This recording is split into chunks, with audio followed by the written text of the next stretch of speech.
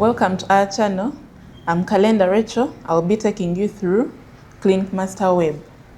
So today I'll be taking you through a step-by-step process to register a patient within the system.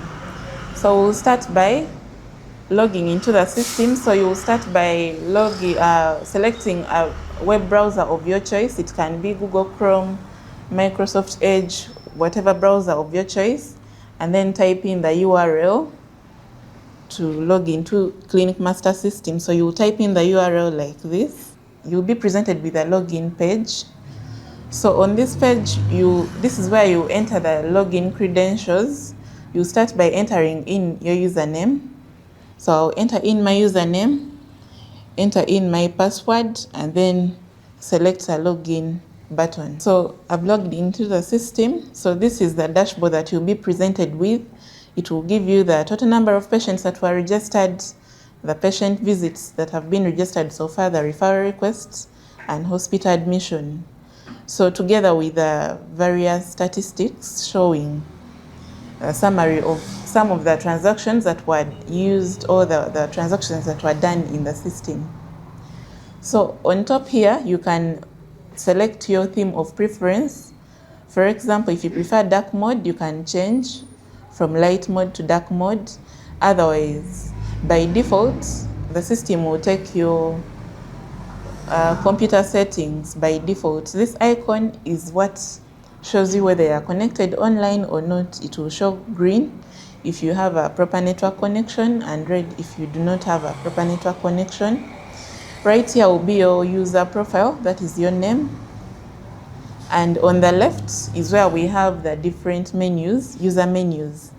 That is registrations. That's where we do all the different registrations within the system.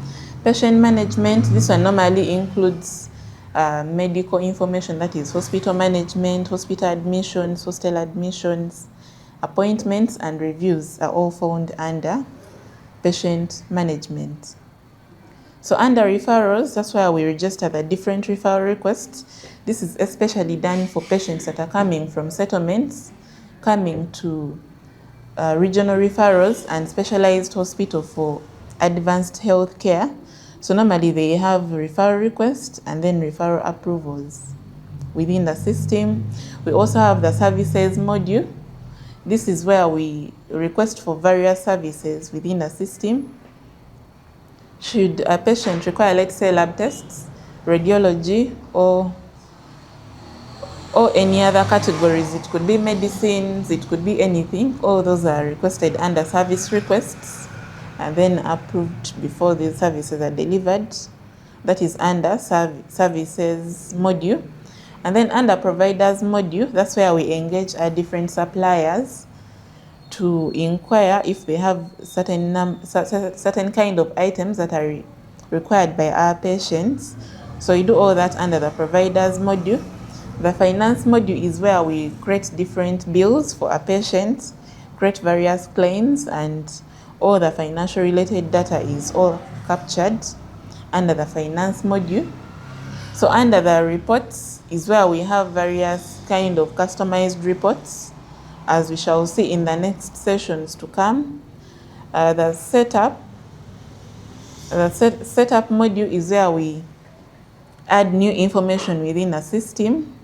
We have quite a number of categories that we can add. We can add access points, providers, billable items, settlements, and staff. So that is under setup. Communication is also a summary of where you can always send in any inquiries while using the system. So we'll go right away to registrations module. So under the registrations module, we have the patients tab, we have patients, visits, and deaths.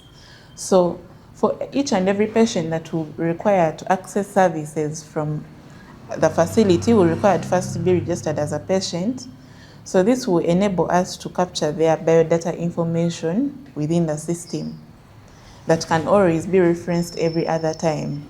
So I'll click on the patients tab, and then I think you can see that when I click on a patients tab, you will see that I have so far 2 patients that have been registered today. That is from the range of the start date and the end date. Should I be interested in knowing the other patients that are registered in some other previous days, I can always backdate with this calendar and select the date I'm interested in, and the system will be able to retrieve for me all the different patients that were registered within that period. If I'm interested in a specific patient, I can use this search filter and type in the name of the patient. For example, if I type tests, you'll see that the system will retrieve for me only patients that contain test in their name. If I'm interested in maximizing, okay, for example, maybe having a printout of the patient, I can maximize here and then click on the print button to give me a print preview of how the records would be. I can also edit the patient's data. That is, if there is anything that wasn't captured properly, I can always edit depending on the level of access I have as a user within the system. You can update and then you can edit what is required and then click on the update. So still at the same point, we can also create a new patient within the system. So to create a new patient, you come to this plus icon, you click on the icon, then type in the name of the patient. So my patient is going to be Mutenyo, that's the surname, then Letitia.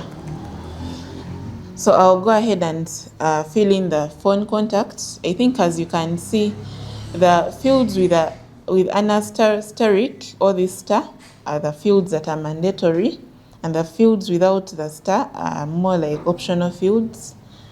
So I'll enter in the phone number for this patient. I'll enter in a random number now that we are testing. So let's say that's a phone number. I'll select a settlement. A settlement is equivalent where this person is coming from.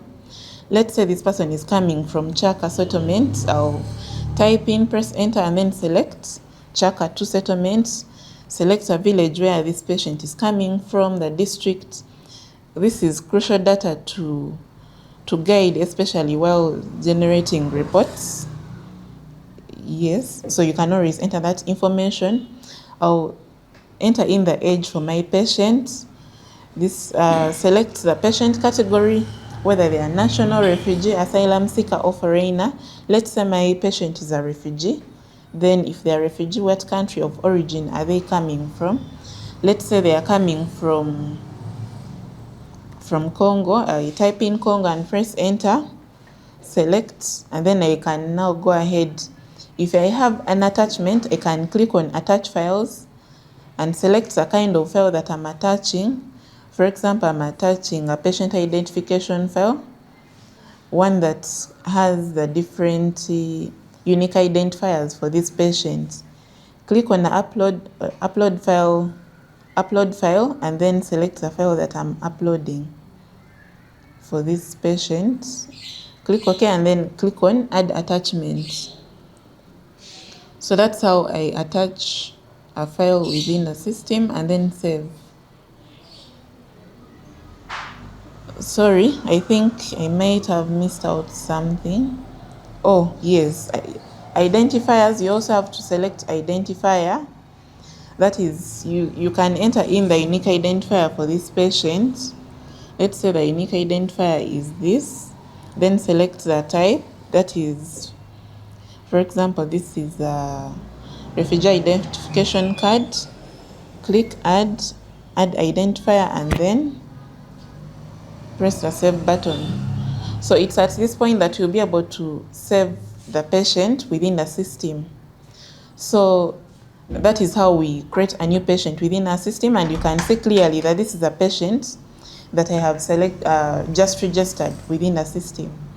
If you need to export this list into Excel, you can always click on the export button here, and that's where you'll be able to be presented with this Excel, so you can always open it in case you needed that information for your own use or whichever way.